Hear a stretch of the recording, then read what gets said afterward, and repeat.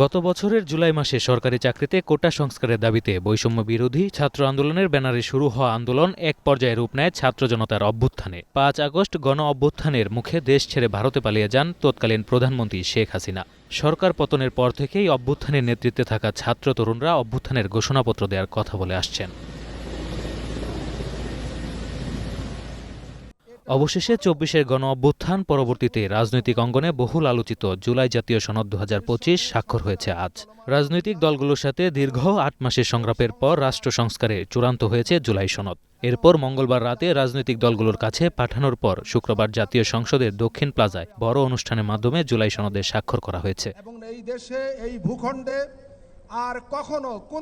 অভ্যুত্থানে নেতৃত্বে থাকা ছাত্র তরুণরা একাধিকবার নিজেদের এই ঘোষণাপত্র দেওয়ার উদ্যোগ নিয়েছিলেন। এক পর্যায়ে সরকার বিষয়টি নিয়ে সকল রাজনৈতিক দলের সঙ্গে বৈঠক করে এবং সরকারের পক্ষ থেকে জুলাই ঘোষণাপত্র প্রকাশ করা হয়। এরই ধারাবাহিকতায় জুলাই জাতীয় সনদ ২০২৫ স্বাক্ষর অনুষ্ঠিত হল। এতে নেতৃত্ব দেন প্রধান উপদেষ্টা ও জাতীয় ঐক্যমত্য কমিশনের সভাপতি প্রফেসর ড মোহাম্মদ ইউনূস। ঐক্যমত্য কমিশন এটিকে নতুন রাজনৈতিক সমঝোতার দলিল হিসেবে আখ্যায়িত করেছে। এদিকে জুলাই সনদ স্বাক্ষরের ফলে বাংলাদেশের এক নতুন জন্ম হয়েছে বলে মন্তব্য করেছেন প্রধান উপদেষ্টা ড মোহাম্মদ ইউনূস। গণ অভ্যুত্থানের কারণে এই পরিবর্তন সম্ভব হয়েছে জানিয়ে এই সনদ স্বাক্ষরকে অভ্যুত্থানের দ্বিতীয় অংশ হিসেবে বর্ণনা করেছেন তিনি। অভ্যুত্থান সফলের পেছনে আত্মত্যাগকারীদের প্রতি গভীর শ্রদ্ধা ও কৃতজ্ঞতা প্রকাশ করেন প্রধান উপদেষ্টা। আমরা আজকে যে কাজটা করলাম, এখানে স্বাক্ষর করলাম সবাই মিলে, সেটা দিয়ে আমার বাংলাদেশ পরিবর্তন হবে। এই পরিবর্তন সম্ভব হলো ওই গণ অভ্যুত্থানের কারণে, ছাত্র জনতার অভ্যুত্থানের কারণে। এটা হলো দ্বিতীয় অংশ। সেটা তারা করেছিল বলেই আজকে আমরা এই সুযোগ পেলাম।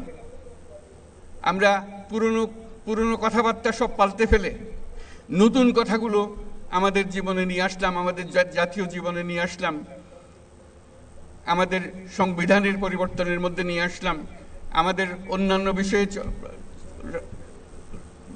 সরকার চালানোর বিষয়ে নিয়ে আসলাম। অনেক বিষয় এসছে এই পরিবর্তনের ভেতরে। এই পরিবর্তন এখন আমাদের সামনের দিকে এগিয়ে নিয়ে যাবে। আমরা সেই পথে অগ্রসর হব। আমাদের জন্য আজকে নবজন্ম, আমাদের নবজন্ম হলো আজকে। এই স্বাক্ষরের মাধ্যমে আমরা নতুন বাংলাদেশের সূচনা করলাম।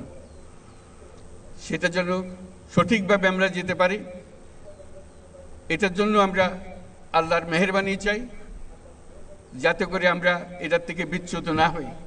আমরা একমত হয়েছি, এই একমত সুন্দরভাবে পরিচালনা করা, সামনের দিকে নিয়ে যাওয়া কীভাবে আমাদের কাছে সম্ভব হয়।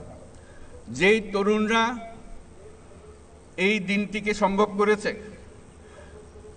এই বাংলাদেশের আনাচে কানাচে এই পরিবর্তনের জন্য যারা জীবন দিয়েছে, তারা এই তরুণরাই আবার বাংলাদেশকে নতুন করে গড়বে। এই আলোকে, এই চিন্তাধারার আলোকে তারাই দেশকে গড়বে, তারাই দেশের নেতৃত্ব দেবে, তারা আমাদেরকে পথ দেখাবে। এই দেশ তরুণদের দেশ। এখানে 18 কোটি মানুষের মধ্যে অর্ধেক মানুষ হলো 27 বছরের নিচে। চিন্তা করেন কিরকম তরুণ এই মানুষ, বাংলাদেশের মানুষ। এটি আমাদের সম্পদ। এদিকে জুলাই সনদে স্বাক্ষর করতে আসেন বিএনপি, জামাত সহ 25টি রাজনৈতিক দল। অপরদিকে জুলাই সনদের আইনি ভিত্তি ছাড়া স্বাক্ষর করতে আসেননি জাতীয় নাগরিক পার্টি সহ কয়েকটি রাজনৈতিক দল। অধ্যাপক আলী রিয়াজ বলেছেন, কোনো রাজনৈতিক দল জুলাই জাতীয় সনদে স্বাক্ষর না করলে পরবর্তী সময়ে সই করার সুযোগ থাকবে। কমিশনের মেয়াদ 31 অক্টোবর পর্যন্ত বাড়ানো হয়েছে, যাতে কমিশনের মেয়াদকালেই একটি পূর্ণাঙ্গ সুপারিশ তারা দিতে পারেন এবং সেগুলো বাস্তবায়নে সুনির্দিষ্ট পদক্ষেপ নেবেন বলে আশ্বাস দেন। Sanjit Hasnat, green TV, Dhaka.